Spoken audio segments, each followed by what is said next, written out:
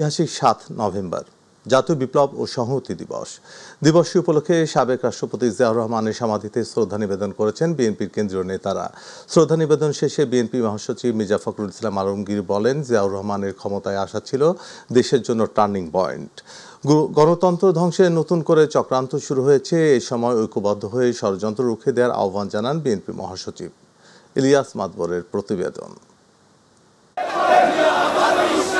ঐতিহাসিক ৭ নভেম্বর বিপ্লব ও সংহতি দিবস উপলক্ষে সাবেক রাষ্ট্রপতি জিয়াউর রহমানের সমাধিতে নেতাকর্মীদের ভিড়। প্রিয় নেতার সমাধিতে ফুল দিয়ে শ্রদ্ধা জানানোর পাশাপাশি মোনাজাতে অংশ নেন নেতৃবৃন্দ। দোয়া মোনাজাত শেষে গণমাধ্যমের সাথে কথা বলেন দলের মহাসচিব মির্জা ফখরুল ইসলাম আলমগীর।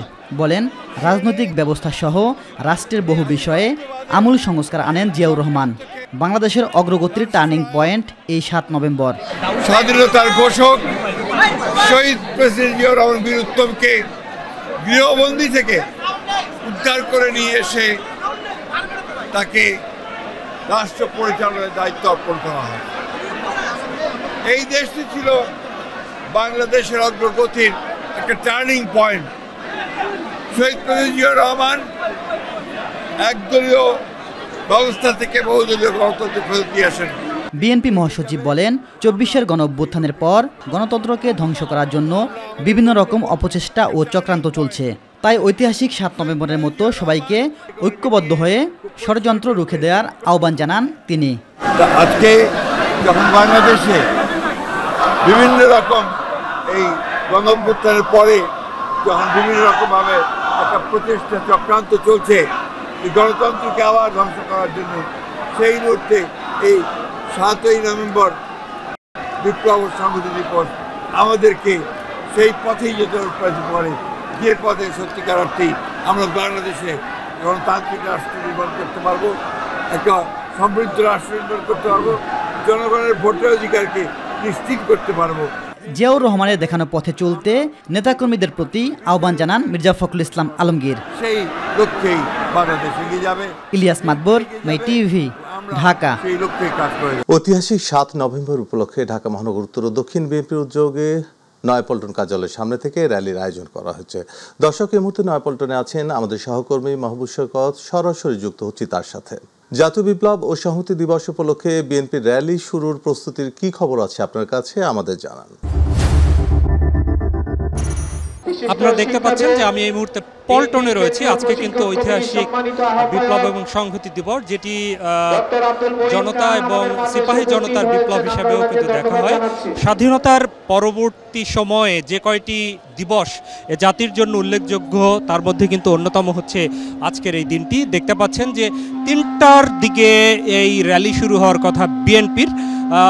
সেই ১৯৭১-এ যখন গোটা জাতি মহাসংকটে পড়েছিল, তখন কিন্তু রিভোল্ট, এই বিদ্রোহ করার মাধ্যমে পাকিস্তানি সেনাবাহিনীর বিরুদ্ধে বিদ্রোহ করেছিলেন শহীদ প্রেসিডেন্ট জিয়াউর রহমান। ঠিক তেমনি তিনি আবার সেই যুদ্ধ জয় করার পরে ফিরেছিলেন ব্যারাকে। এরপরে যখন জাতি ৭৫-এর সংকটে পড়ল, সেই সংকটে পড়ার পরে আবারও কিন্তু সেই ৭৫-এর যে ৭ নভেম্বর, আবারও তখন ৭১-এ বলেছ আমি মেজর জিয়া বলছি, আর তারপরে ঠিক ৭৫-এ বলেছিলেন আমি জিয়া বলছি। আবারও সেই জিয়াউর রহমান আবির্ভূত হয়েছিলেন ছাত্র এবং জনতা এবং সিপাহীদের অভ্যুত্থানের মাধ্যমে। এই দিনটিতে দেখছেন যে ইতিমধ্যেই আমাদের স্টেজে এসে উপস্থিত হয়েছেন বিএনপির স্থায়ী কমিটির সদস্য আব্দুল মঈন খান। স্যার, একটু কথা বলি স্যার, আজকের এই দিবসটি কেন এত তাৎপর্যপূর্ণ আমাদের জাতীয় জীবনে? আপনারা তো জানেন, বিশ্বের বিখ্যাত যে নিউজ ম্যাগাজিন টাইম ম্যাগাজিন যে কথাটি বলেছিল, শেখ হাসিনার আমলকে তারা বলেছিল বাকশাল 2, আর সেই বাকশাল 2 এর আগে যেটি ছিল তাকে আমরা বলি বাকশাল 1। এখন বলি বাকশাল 1, তখন বাকশাল নামে পরিচিত ছিল। তো এই যারা স্বাধীনতার যুদ্ধে অংশগ্রহণ করেছে বলে দাবি করে, যারা স্বাধীনতা আন্দোলনের পুরোধায় ছিল বলে দাবি করে, তারা স্বাধীনতার পরে এসে যখন এই দেশকে একটি একদলীয় শাসনে পরিণত করে এবং মানুষের অধিকার কেড়ে নেয়, মানুষের কথা বলার অধিকার কেড়ে নেয়, মানুষের ভোটের অধিকার কেড়ে নেয়, তখন কিন্তু আরেকবার বাংলাদেশের মানুষ ফুঁসে উঠেছিল। এবং তারই ফলশ্রুতিতে আপনারা দেখেছিলেন যে বিপ্লব ঘটেছিল, এবং যে কারণে আমরা আজকের এই 7ই নভেম্বরের দিনটিকে আমরা বিপ্লব দিবস বলে বাংলাদেশের মানুষ অভিহিত করেছে, আমরা অভিহিত করেছি। এবং সেই কারণেই কিন্তু আজকের যেমন প্রেক্ষিত, সেই দিনের আজকে থেকে অনেক বছর আগে, প্রায় 4 দশক আগে, সেদিনের যারা যুবক ছিল, সেদিন যারা নতুন প্রজন্ম ছিল, তাদেরকে যদি জিজ্ঞেস করেন তাহলে আপনারা বুঝতে পারবেন আজকের নতুন প্রজন্ম যেমন উল্লাস করছে, মুক্তির আনন্দে ভাসছে, সেদিনও কিন্তু তারা ঠিক একই রকম মুক্তির আনন্দে ভেসেছিল। এই জন্যই সেই দিনটি আমরা দেখতে পাচ্ছি যে স্টেজে বিএনপি চেয়ারপারসনের উপদেষ্টা আব্দুল সালাম ভাই রয়েছে। সালাম ভাই, আজকের এই প্রেক্ষাপটে 24 পরবর্তী বাংলাদেশে বিপ্লব এবং সংহতি দিবস আরও কি বেশি একটু প্রাসঙ্গিক? অবশ্যই বেশি প্রাসঙ্গিক, কারণ আজকেও জাতি একটি সংকটের মধ্যে আছে। এই সংকট থেকে উত্তরণের জন্য 7ই নভেম্বরের চেতনাকে ধারণ করা বড়ই জরুরি। কারণ 7ই নভেম্বর ঘটেছিল যখন আমাদের গণতন্ত্র ছিল না, স্বাধীনতা বিপন্ন হতে চলেছিল। ঠিক তখনই শহীদ রাষ্ট্রপতি জিয়া রহমানকে মুক্ত করে এই দেশের সিপাহী জনতা ঐক্যবদ্ধভাবে তাকে সামনে নিয়ে এসেছিলেন এবং রাষ্ট্রীয় ক্ষমতা বসিয়েছিলেন। এবং বসানোর পরেই এই দেশের স্বাধীনতা রক্ষা হয়েছে। গণতন্ত্র বাকশালের ঝুড়ি থেকে গণতন্ত্র ফিরে এসেছে এবং এই দেশের মানুষ স্বাধীনতার স্বপ্নসাদ সেই সময় বলা চলে যে তারা কিছুটা পেয়েছে।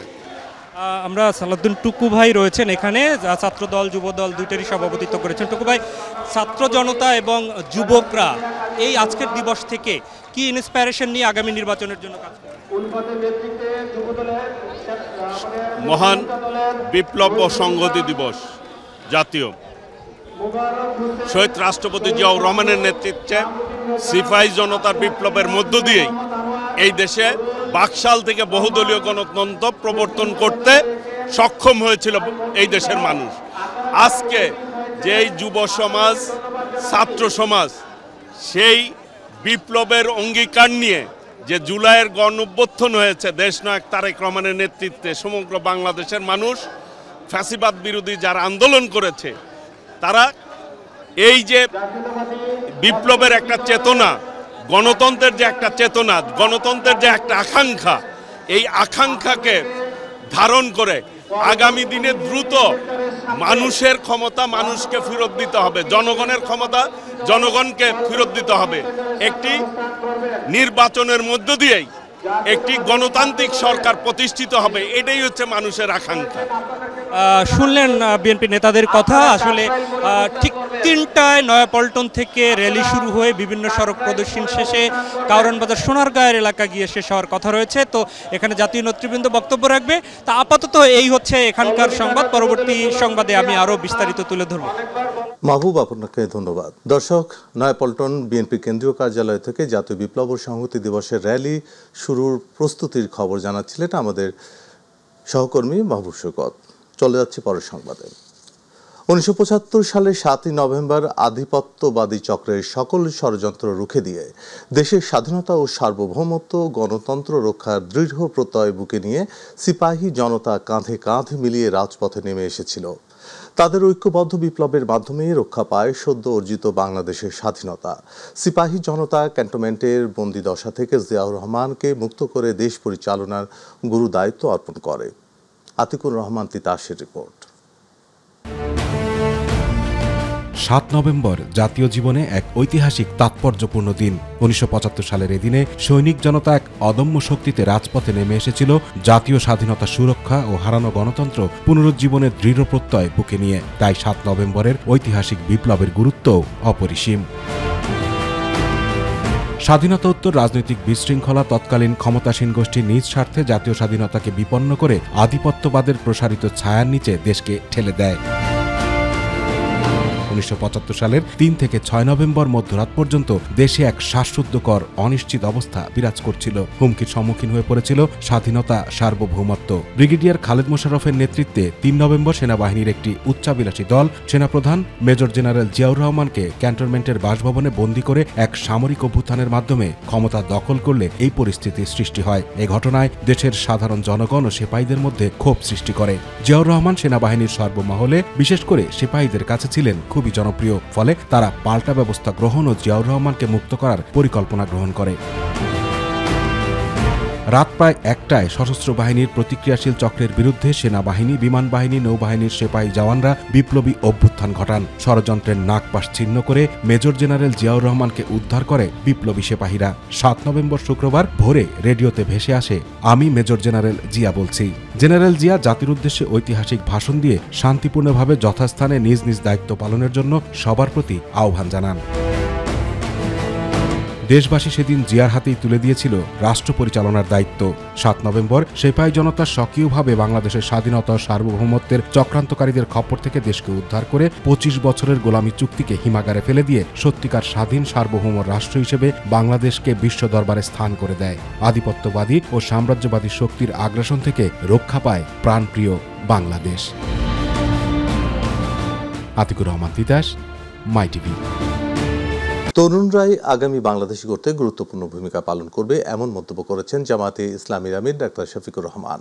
সকালে বাংলাদেশ চীন মৈত্রী সম্মেলন কেন্দ্রের ছাত্র শিবির আয়োজিত ডাকসুর নির্বাচিত প্রতিনিধিদের সংবর্ধনা অনুষ্ঠানে কথা বলেন তিনি। জামাত আমির বলেন, যে তরুণরা দুর্বার আন্দোলনের মধ্য দিয়ে পর্বত সমান হস্তিকে দেশ থেকে তাড়িয়েছে, তারাই আগামীর বাংলাদেশ বিনির্মাণে ভূমিকা রাখবে।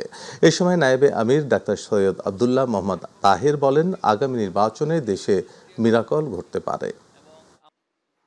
তোমরা পেরেছ একটা পর্বত প্রমাণ, একটা হস্তিকে তোমরা এই সমাজ থেকে তাড়াতে পেরেছ। তোমাদের নেতৃত্বেই সেটা সফল হয়েছে। তোমাদের নেতৃত্বে ইনশাআল্লাহ আগামীর নতুন বাংলাদেশ, বেটার বাংলাদেশ গড়ে উঠবে, এটা আমাদের প্রত্যাশা। আগামী নির্বাচনে তারই প্রভাবে আর একটি মিরাকল হতে পারে, আমরা এটা দৃঢ়ভাবে বিশ্বাস করি ইনশাআল্লাহ। জুলাই সনদ বাস্তবায়ন আদেশ প্রধান উপদেষ্টা ডক্টর মোহাম্মদ ইউনূসকে দিতে হবে বলে জানিয়েছেন জাতীয় নাগরিক পার্টির আহ্বায়ক নাহিদ ইসলাম। তিনি জানান, এই সনদে কোনো নোট অফ ডিসেন্ট থাকতে পারবে না। বাংলা একাডেমির কবি শামসুর রহমান সম্মেলন কক্ষে ইউনিভার্সিটি টিচার্স ফোরাম ইউটিএফ এর আত্মপ্রকাশ অনুষ্ঠানে এসব কথা জানান নাহিদ ইসলাম। জুলাই সনদের আইনি ভিত্তির মধ্য দিয়ে দ্রুত নির্বাচনের দিকে এগিয়ে যাবে সরকার বলেও প্রত্যাশা করেন এনসিপির এই শীর্ষ নেতা। জুলাই সনদের এই অর্ডারটা ডক্টর মোহাম্মদ ইউনূসকে দিতে হবেন গণ অভ্যুত্থানের জায়গা থেকে, এবং জুলাই সনদের নোট অফ ডিসেন্ট বলে কিছু থাকবে না। আমরা যা ঐক্যমত হয়েছে সেটা জনগণ বাকিটা ঠিক করবে। জনগণ যদি বলে সেগুলাই বাস্তবায়িত হবে। সেই সকল বিবেচনায় আমরা আশা করি খুব দ্রুত সময়ের মধ্যে জুলাই সনদের আইনি ভিত্তির মাধ্যমে আমরা নির্বাচনের দিকে যাব। বর্তমান সরকারই নির্বাচনী সরকার হিসেবে কাজ করবে জানিয়ে প্রধান উপদেষ্টার প্রেস সচিব শফিকুল আলম বলেছেন, ফেব্রুয়ারিতেই নির্বাচন হবে, যা ঠেকানোর সাধ্য কারণেই। সকালে নেত্রকোনায় জুলাই স্মৃতিস্তম্ভে পুষ্পস্তবক অর্পণ শেষে সার্কিট হাউস মিলনায়তনে সাংবাদিকদের প্রশ্নের জবাবে তিনি একথা বলেন। প্রেস সচিব বলেন, রাজনৈতিক দলগুলো প্রার্থী বাছাই থেকে শুরু করে সব ধরনের নির্বাচনীয় প্রস্তুতি নিচ্ছে। যারা এখনো নির্বাচন নিয়ে বিভ্রান্তিকর বক্তব্য দিচ্ছেন এবং নির্বাচন ঠেকানোর চেষ্টা করছেন, তারা স্বৈরাচারের দোসর। বলেন, পতিত সরকারের আমলের কিছু সুবিধাভোগীরা নির্বাচন নিয়ে বিভ্রান্তি ছড়াচ্ছেন। এরা ফ্যাসিস্ট সরকারের পেইড, কাজেই এদের কথায় কিছু হবে না। নিয়ে কোনো বিভ্রান্তি নাই। যারা বিভ্রান্ত করছেন তারা আপনি খুঁজে দেখবেন যে তারা হচ্ছেন এই পতিত স্বৈরাচারের দোসর ছিলেন। মব ভায়োলেন্স যে কয়টা হয়েছে, বাংলাদেশে মব ভায়োলেন্স অনেক আগের থেকেই ছিল। এই পোস্ট জুলাইয়ের পরেও কিছু মব ভায়োলেন্স হয়েছে, আমরা অস্বীকার করছি না, কিন্তু আমরা মনে করি এটা এখন খুবই কন্ট্রোলে এসে গিয়েছে। আমরা সেরকম কোনো সাইন দেখছি। হঠাৎ পেঁয়াজের দাম কেজি প্রতি 30 থেকে 50 টাকা বাড়ায় বিপাকে নিম্ন মধ্যবিত্তরা। গত সপ্তাহেও দাম কেজি প্রতি 70 থেকে 80 টাকা হলেও চলতি সপ্তাহে তা আরও বেড়ে 100 থেকে 120 টাকা কেজি দরে বিক্রি হচ্ছে। এদিকে মাছ মাংসের দাম স্থিতিশীল থাকলেও কিছুটা ঊর্ধ্বগতির শীতকালীন সবজির দাম। সরবরাহ বাড়লেও টমেটো, পটল, লাউ সহ অধিকাংশ সবজির দাম এখনও বাড়তি। বিস্তারিত মিফতা গালিবের রিপোর্টে। শীত আসন্ন, প্রভাব পড়তে শুরু করেছে রাজধানীর কাঁচা বাজারগুলোতে। মাছ মাংস সহ অন্যান্য নিত্য প্রয়োজনীয় পণ্যের দাম স্থিতিশীল থাকলেও চড়া পেঁয়াজের বাজার, ফলে অস্বস্তিতে নিম্ন মধ্যবিত্তরা। পেঁয়াজের দাম বাড়লে আমাদের উপর একটু প্রেশার তো বেশি হয়ে যায়। আমরা যারা মধ্যবিত্ত আছি তাদের জন্য আসলে ক্রয় ক্ষমতার বাইরে চলে যাচ্ছে। বিক্রেতারা পেঁয়াজের সিজন শেষ এবং ভারতীয় পেঁয়াজের আমদানি কমে যাওয়ার কথা বললেও ভিন্ন মত ক্রেতাদের। পেঁয়াজ হলো 110 টাকা কেজি বাজারে, আজকে ছোটটা হলো 100 টাকা কেজি, আবার আমদানি আবার কমে যাবো, আমদানি নাই দাম বেড়ে গেছে, আমরা যেরকম কিনা সেরকম বেশি। সিন্ডিকেট করেই দাম বাড়ানো হচ্ছে, কারণ যারা ব্যবসা করে এরা মাথায় রাখে মাল স্টক করে বেশি দামে বিক্রি করবে। এদিকে শীতকালীন সবজির সরবরাহ বাড়লেও কিছুটা ঊর্ধ্বগতি এসব সবজির। শিম, ফুলকপি, বাঁধাকপি সহ কিছু সবজির দাম কমলেও টমেটো, পটল, লাউ সহ অধিকাংশ সবজির দাম এখনো বাড়তে শুরু করেছে হাঁসের বাজারও। পটল কিনলাম 100 টাকা কেজি, তো এরকম আরো কিছু সবজি কিনলাম যেগুলো শীতের সবজি ছিল, একটু দাম কম হওয়ার কথা। দাম একটু বেশি, আমাদের মধ্যবিত্তদের জন্য একটু বেশি হয়ে যায়। ব্রয়লার 180, সোনালী 280, দেশি 550, হাঁস বড়গুলো 650 টাকা পিস। দেশি মুরগি নিয়েছি কেজি হিসাবে হলো কি আপনার 550 টাকা করে, আর এক পিস ব্রয়লার নিয়েছিলাম 180 টাকা করে। শীতকালীন সবজি এবং বাজার মনিটরিং বাড়ালে স্বস্তি ফিরবে বলে প্রত্যাশা নগরবাসী। মিফতাক আলী, মাই টিভি, ঢাকা। নানান সংকট ও প্রতিকূলতার মধ্যে নগরবাসীকে সেবা দিচ্ছে বরিশাল মেট্রোপলিটন পুলিশ। একটি থানা ভেঙে 4টি থানা করলেও বাড়েনি সরকারি পরিবহন সক্ষমতা। সামনে নির্বাচন, নিরাপত্তা, অপরাধ দমন আর টহল জোরদারে এরই সীমাবদ্ধতা আরও প্রকট হয়ে উঠেছে। আসাদ চৌধুরীর ক্যামেরায় পারভেজ রাসেলের রিপোর্টে বিস্তারিত। দীর্ঘ 25 বছর পূর্বে প্রতিষ্ঠিত হয় বরিশাল মেট্রোপলিটন পুলিশ। একটা সময়ে বরিশাল কোতোয়ালি থানার অধীনে থাকলেও সীমানা জটিলতা, অপরাধ নির্মূল আর দ্রুত পুলিশি সেবা জনগণের দোরগোড়ায় পৌঁছে দিতে একে একে করা হয় 4টি থানা। বর্তমানে সরকারি 58টি এবং অনুদান সহ 80টি গাড়ি কোনোভাবে চলছে 4টি থানা এলাকায়। এর মধ্যে একটি এপিসি জলকামান, একটি রেকার, একটি বাস, একটি ট্রাক, 27টি ডাবল কেবিন, জিপ, পিকআপ, 17টি অপারেশন গাড়ি সহ 77টি সরকারি মোটরসাইকেল রয়েছে। অতি দ্রুতভাবেই কিছু পরিবহন নতুন করে সংযোজন করাও প্রয়োজন। পুলিশের এই পরিবহনগুলো, পিকআপগুলো আরো বাড়িয়ে দেওয়া উচিত। আগামী নির্বাচনের আগে বেশ কিছু পরিবহনের চাহিদা পাঠানো হয় পুলিশ হেডকোয়ার্টারে। নির্বাচনের আগেই এই সংকটের সমাধান হবে দাবি নাগরিকদের। নির্বাচন সুষ্ঠু সুন্দরভাবে পরিচালনা করা যায়, এজন্য পুলিশের পরিবহন ব্যবস্থা বাড়ানোর দাবি জানাচ্ছি। আইন শৃঙ্খলার অবনতি না হয়, ভোট গ্রহণযোগ্য হোক, নির্বিঘ্ন হোক, সুষ্ঠু হোক। নির্বাচনকে সামনে রেখে সকল পরিবহন সচল রাখার কথা বলেন ডিসি ট্রাফিক। আমাদের চাহিদা প্রেরণ করা আছে, আর নির্বাচনকে সামনে রেখে আমাদের যে প্রস্তুতি, আমাদের যে গাড়িগুলো আছে সেগুলো সুন্দর করে সচল রাখা, যাতে প্রয়োজনের সময় আমরা এই গাড়িগুলো ব্যবহার করতে পারি। পরিবহন স্বল্পতার কথা স্বীকার করেন বিএমপি পুলিশ কমিশনার। আমাদের গাড়ি ঘোড়ারও প্রসেস চলছে কেনার জন্য নির্বাচন উপলক্ষে, যেমন কিছু মোটরসাইকেলও আসছে এর মধ্যে, বা গাড়ি হয়তো আসবে। আমরা চাহিদা দিয়েছি 10টা পিকআপের, এগুলো আসলে আমাদের জন্য পজিটিভ হবে। ট্রাফিক ব্যবস্থা, টহল জোরদার, অপরাধ নির্মূল ও আধুনিক পুলিশিং ব্যবস্থায় বিকল্প নেই সচল পরিবহনের। সকল থানাগুলোতে আরও নিরাপত্তা নিশ্চিত করতে এ সেক্টরকে ঢেলে সাজাবে সংশ্লিষ্ট দপ্তর, এ প্রত্যাশায় নেটিজেনদের। পারভেজ রাসেল, মাই টিভি, বরিশাল।